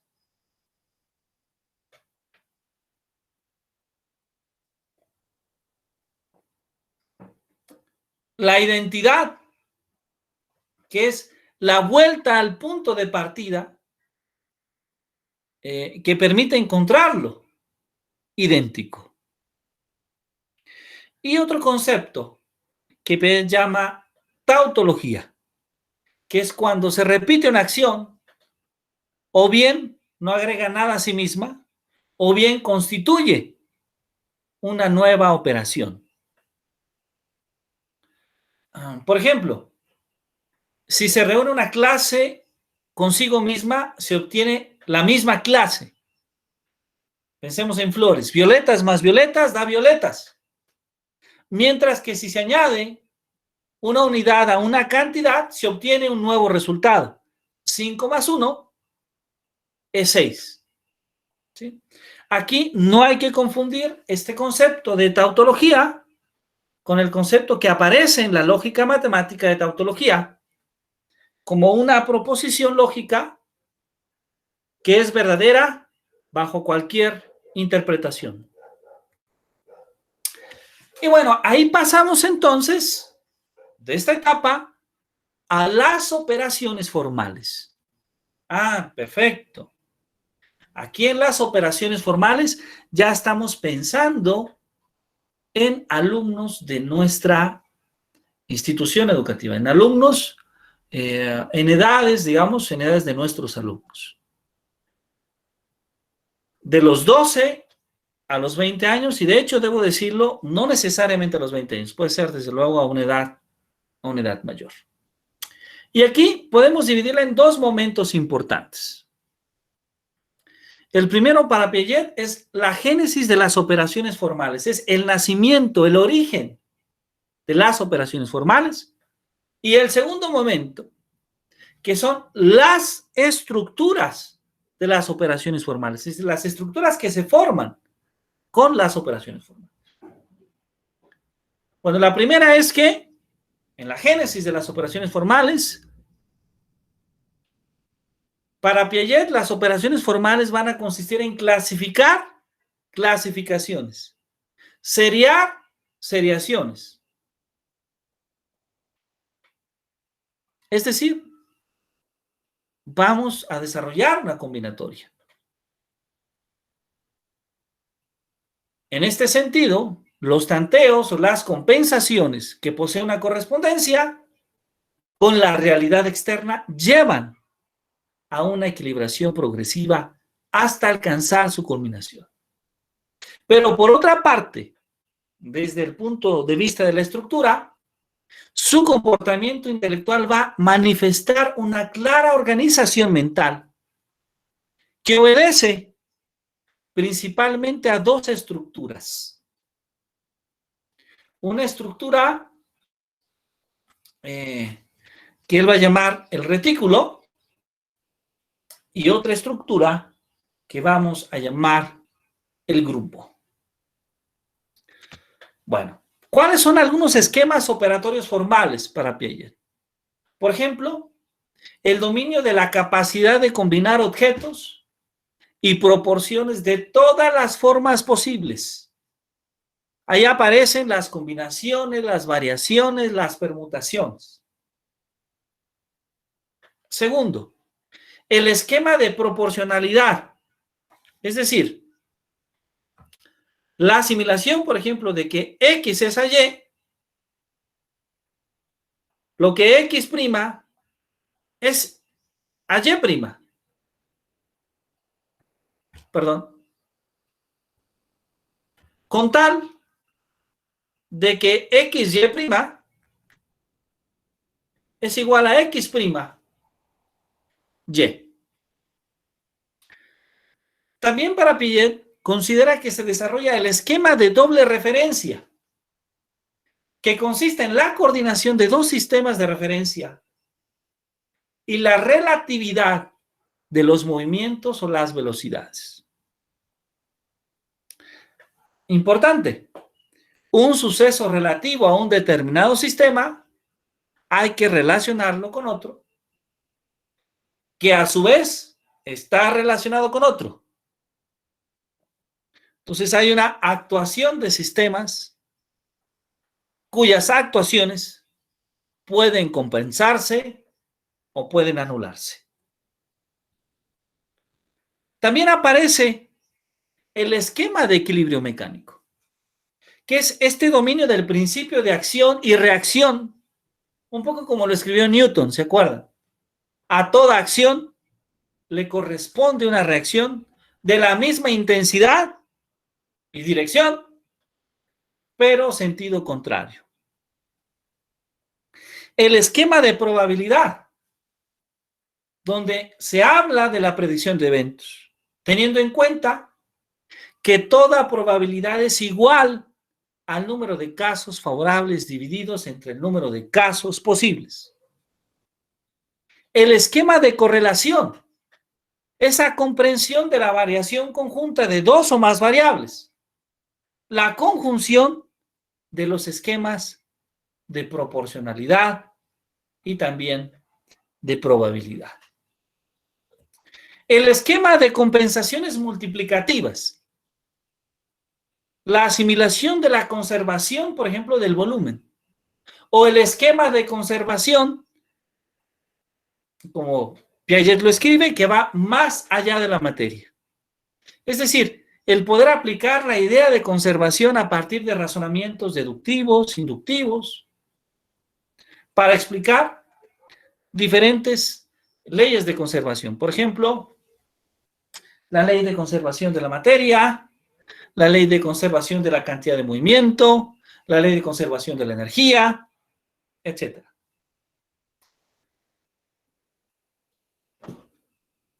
En términos generales, ¿qué observamos? Pues observamos que la persona en esta etapa va a lograr desarrollar lo siguiente: contemplar lo real como parte de lo posible. Va a acentuarse lo empírico inductivo frente a lo hipotético deductivo. Se va a depurar el pensamiento proposicional. Se va a acentuar la diferencia entre la inteligencia práctica y especulativa. Se va a incrementar la cantidad y la calidad de estrategias que procesan la información. También se va a potenciar y acentuar el análisis crítico frente a diversas percepciones globales. Se va a depurar y va a dar carácter también al proceso sistémico, carácter sistémico al método de análisis.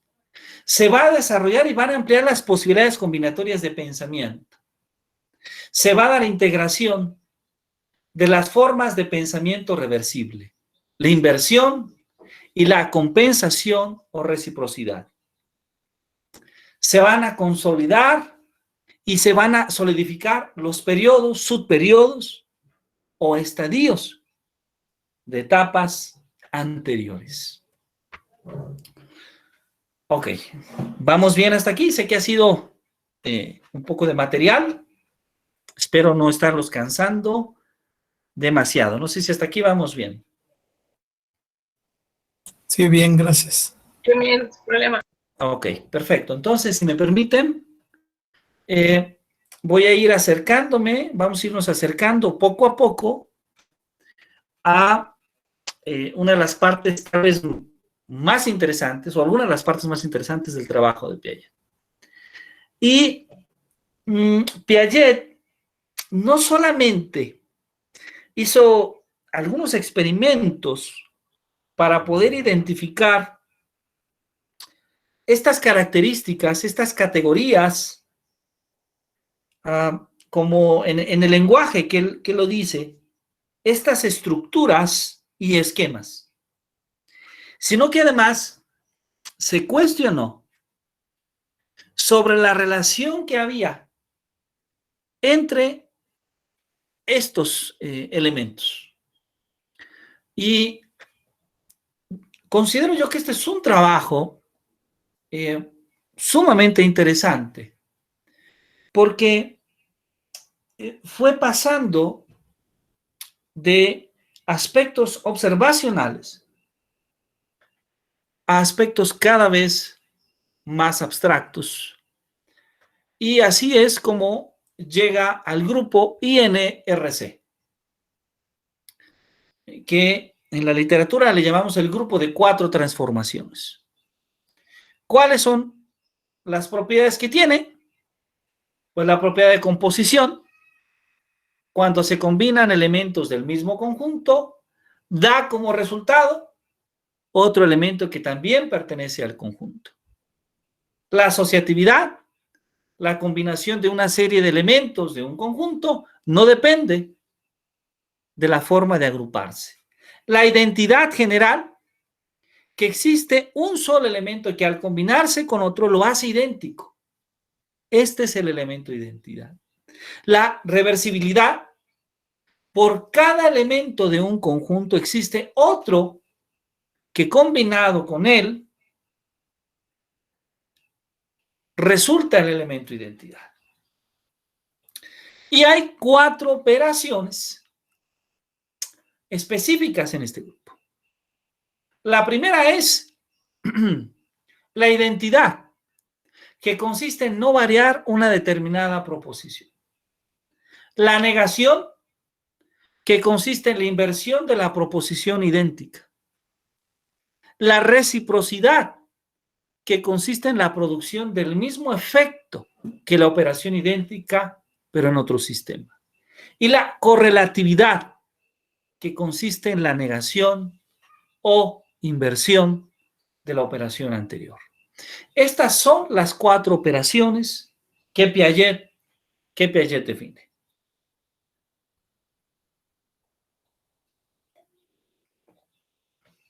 Bien. ¿Qué hace Piaget con ello? Pues va a escribir un documento que le llamamos ensayo de lógica operatoria. Y este ensayo de lógica operatoria, en este documento, él va a tratar de justificar, de probar, en cierta medida, que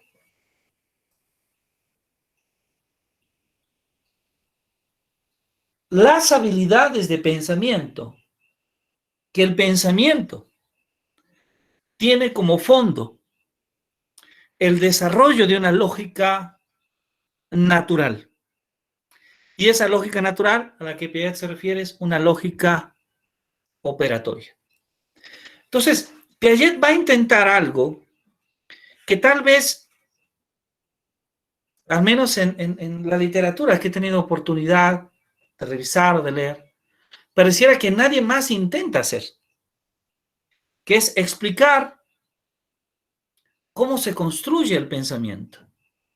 Pero la explicación que da Piaget no se va a justificar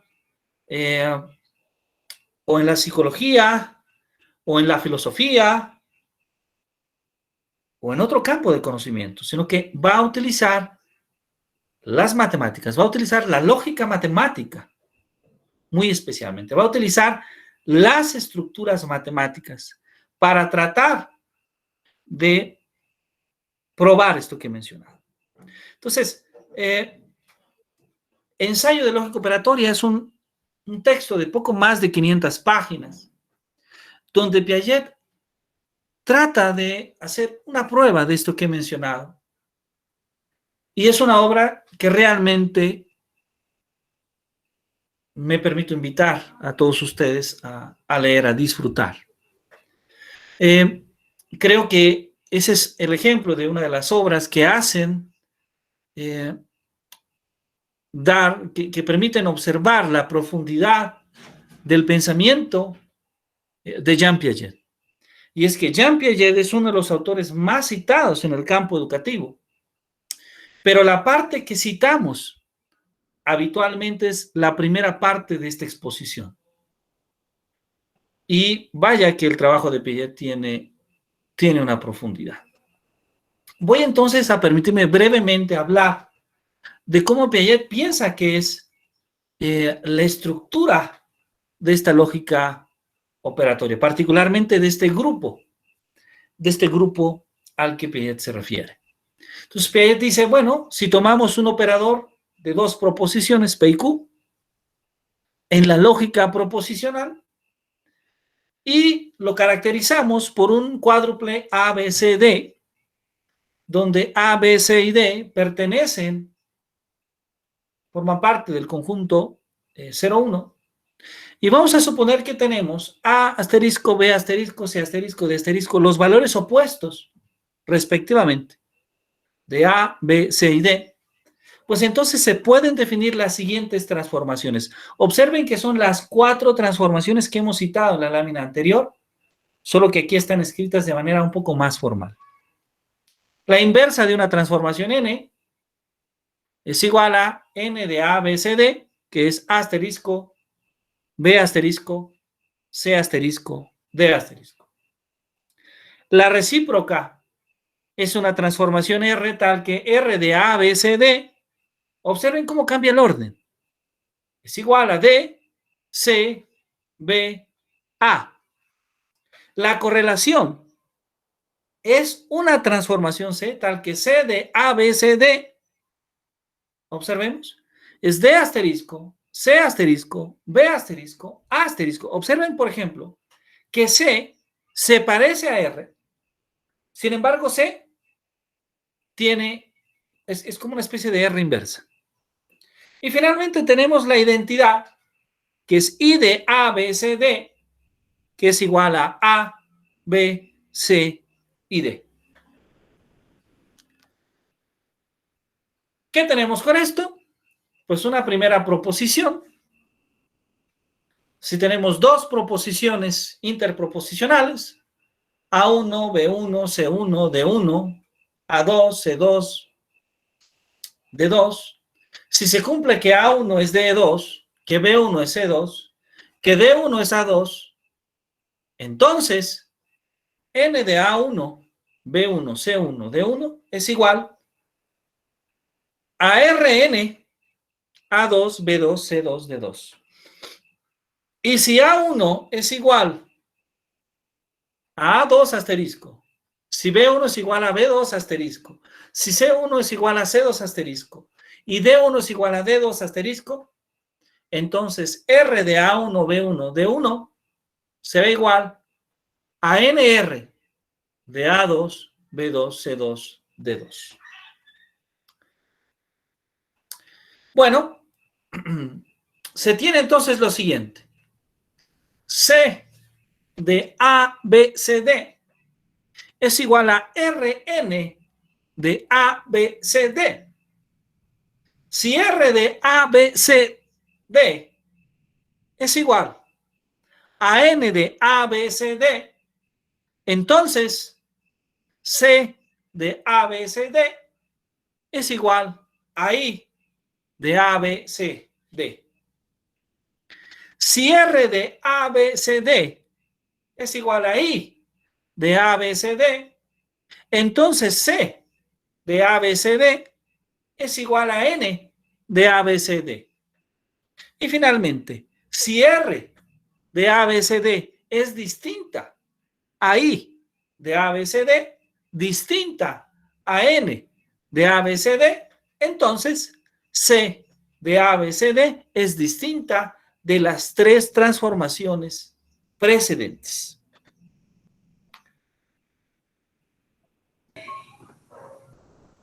Voy entonces a enunciar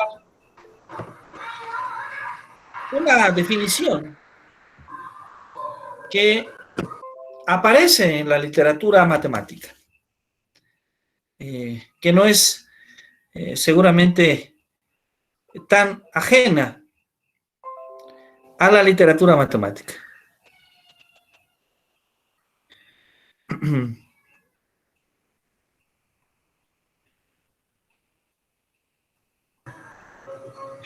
Una pregunta. Sí, claro, a sus órdenes. ¿Cómo se podrá ejemplificar lo que es la reciprocidad si es que una proposición está representada por 4 elementos? ¿Cómo es que se relaciona la reciprocidad con el reordenamiento de los 4 parámetros que representan cada proposición? Claro que sí, qué buena pregunta, muchísimas gracias.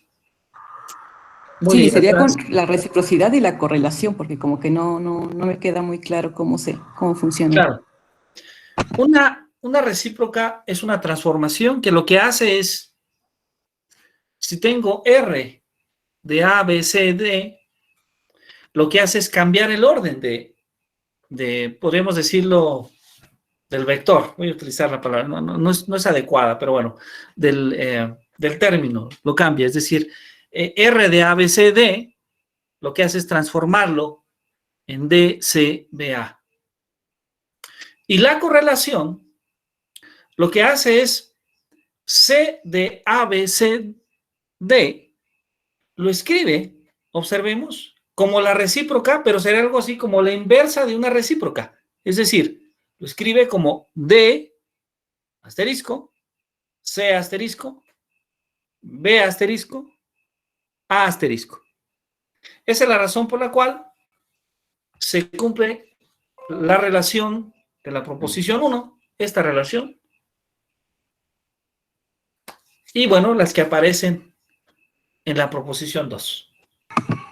Creo que más bien mi pregunta sería, ¿cómo es que una proposición la está representando en términos de 4 parámetros? Digo, la operación supongo que, o sea, se puede seguir, se puede desarrollar, pero en el caso de representar una proposición con 4 parámetros, ¿cómo se realiza? O sea, ¿cómo se podría Ya ejemplificar entendí, esto? perdón. No ¿Cómo había se puede entendido su detallar? pregunta. Claro. Se Sí, refiere, gracias. muchísimas gracias, a esta definición que aparece acá. Sí, lo que ocurre es que él nos dice que las proposiciones P,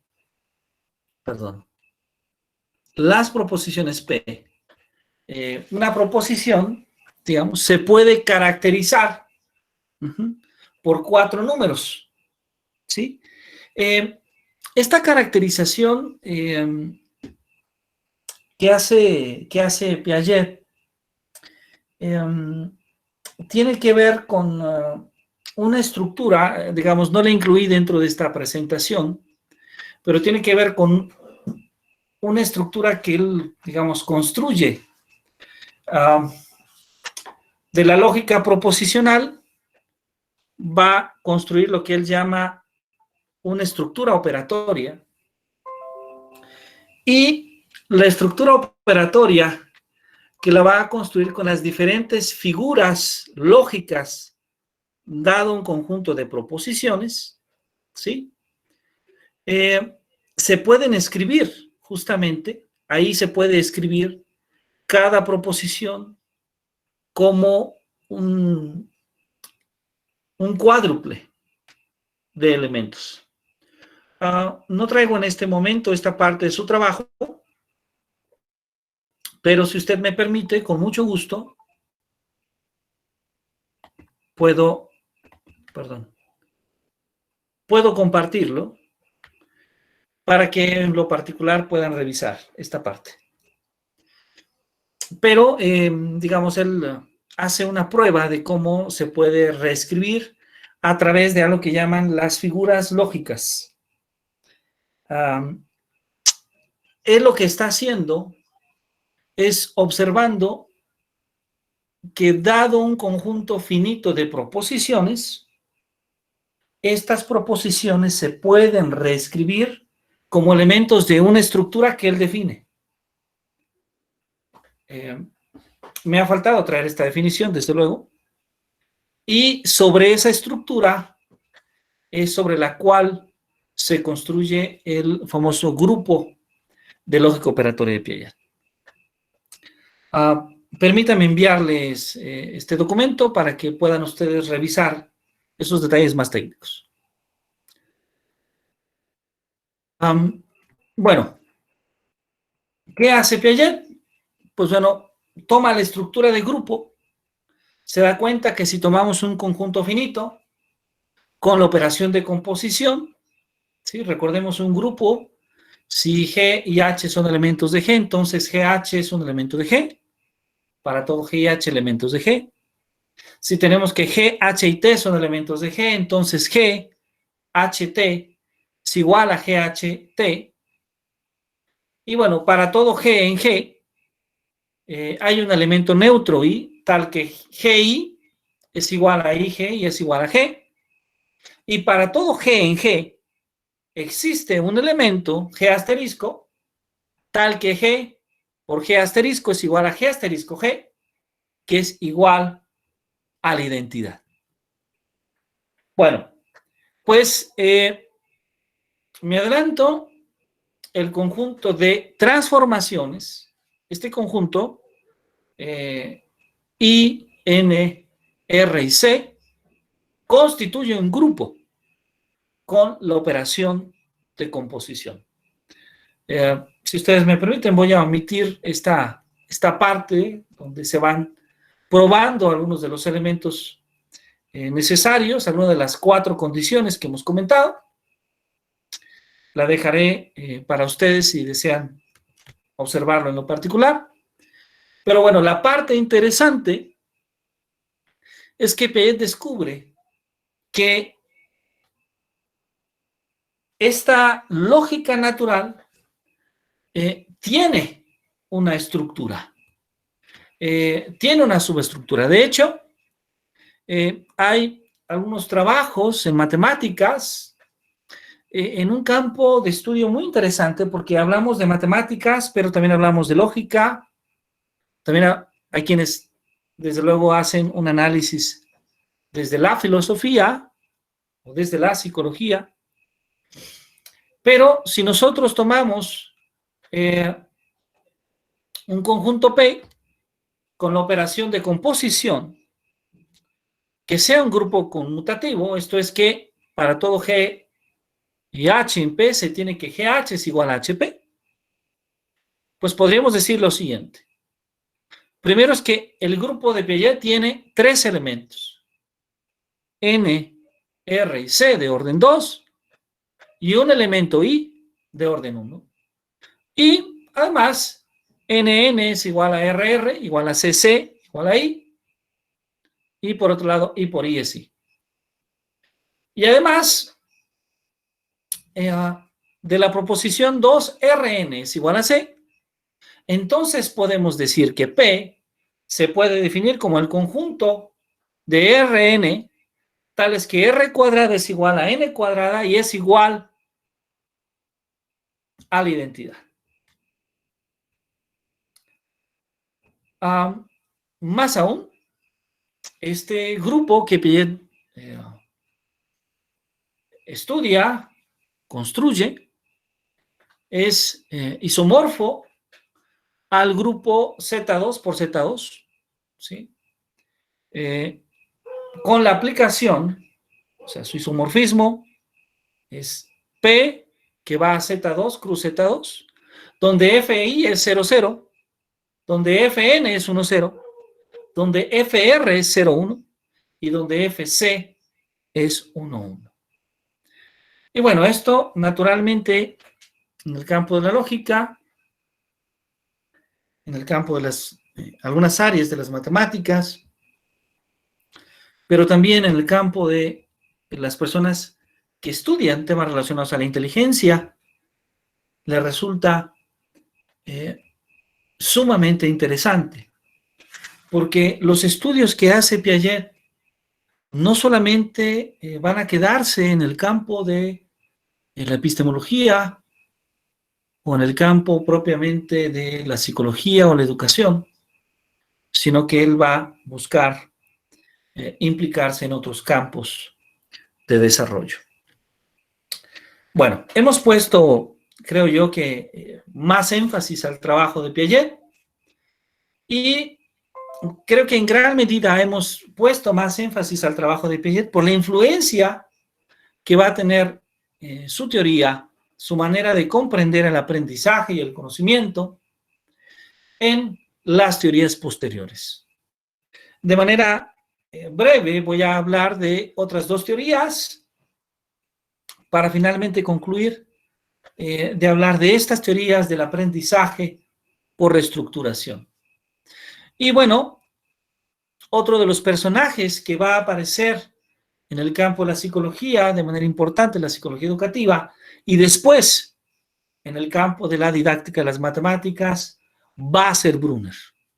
Brunner, quien nos habla que el aprendizaje se da a través de procesos de descubrimiento, ¿sí?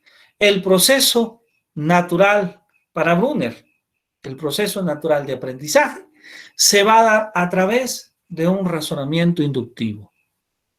Es decir, vamos a asumir la idea de que el estudiante está investigando, en primer momento, está conociendo, está interactuando con una determinada propiedad, está observando una determinada propiedad matemática, una propiedad que surge de manera natural. El estudiante se va tomando, por ejemplo, va haciendo la suma de los números naturales y va observando que tiene al 1, luego tiene el 1 más 2, que es 3, luego tiene el 1 más 2 más 3, que es 6, luego tiene el 1 más 2 más 3 más 4, etc. Y va observando el resultado de cada uno de estos términos, hasta que en términos generales puede descubrir con fichas, puede descubrir con objetos, o puede descubrir a través de un propio pensamiento, es decir, sin necesidad de objetos, que 1 más 2 más 3 más n, cuando n es un número natural, es n por n más 1 sobre 2. Es decir, el estudiante va desarrollando un proceso de aprendizaje, pero ese proceso de aprendizaje se va dando a través del descubrimiento. Es decir, en este sentido, para Brunner, el estudiante tiene una participación activa dentro del proceso de enseñanza y aprendizaje. ¿Y qué es lo que hace el maestro? Pues organizar las estructuras instruccionales que le permita al estudiante descubrir por sí mismo sus conocimientos. Este tipo de aprendizaje que Brunner propone es un aprendizaje que en cierta medida está basado en la inducción. Y así, el estudiante, el alumno, va utilizando materiales, datos, instrumentos que han sido organizados por el profesor, por la profesora, con el propósito de que él mismo vaya construyendo su descubrimiento. Que él mismo vaya cuestionándose, vaya haciendo hipótesis, vaya estableciendo relaciones, que vaya descubriendo a través de la guía de su profesor, de su maestra, de su maestro. Este aprendizaje por descubrimiento, debo decirlo, es también una manera de encontrar otro tipo de aprendizaje que hoy en día le llamamos el aprendizaje significativo. Ahora, hemos hablado de Piaget, hemos hablado de Brunner, es necesario hablar de Vygotsky. Y es que Vygotsky, de hecho, es el primero que utiliza el término de reestructuración. Él asume la idea... Profesor, perdón. Sí, nada más, porque se nos va a acabar el tiempo y no quisiera olvidar esta cuestión. Con Brunner, el descubrimiento, ¿aquí lo podemos equiparar con la serendipia? ¿O no sería en ese sentido como se plantea para las matemáticas? En una parte sí, sin embargo, creo que la idea de Brunner, digamos, yo ahora lo estoy comentando en términos muy generales, la idea de que aprendemos al descubrir. Sí. Pero Brunner propone todo un método, que de hecho vamos a estudiar en la siguiente sesión, que es el método de la espiral de Brunner. Ok, entonces... Ya con ejercicios, digamos, más o menos concretos de lo que podemos hacer en el salón de clase. Entonces, digamos, a primera instancia hay una similitud, pero yo diría que Brunner en este caso hace una propuesta suficientemente robusta, ya que propone un método para alcanzar para construir ese descubrimiento. Es decir, es un descubrimiento que no queda, digamos, únicamente al azar, ¿no? No al azar o a la intencionalidad del estudiante, sino que es más o menos guiado. Diría alguien, es como cuando el maestro sabe por qué camino ir, pasa por ese camino y después lo borra. Y después le dice al estudiante que camine, sin decirle cuál es el camino. Sin embargo, como él ya sabe cuál es el camino, aunque no le da la dirección específica por dónde irse, tampoco lo deja que se vaya tanto ni a la derecha ni a la izquierda. No sé si me explico. Sí, hay un procedimiento. Lo va llevando ahí poco a poco, de manera que no se disperse demasiado. Algo con esta breve, no sé si sea una buena o mala analogía, trato de explicarlo en ese sentido. Sí, gracias. Muchas gracias a usted. Bueno, entonces, termino nada más con esta idea del aprendizaje de Brunner, porque sabemos que ya es tiempo. Entonces, perdón, de Vygotsky. Para Vygotsky el aprendizaje se da por reestructuración. Es decir, que la persona no solamente recibe la información del exterior, sino que lo va organizando de acuerdo a una correspondencia, de acuerdo a su interés, de acuerdo a sus saberes, de acuerdo a sus motivaciones, y lo va transformando, le va dando un significado y le va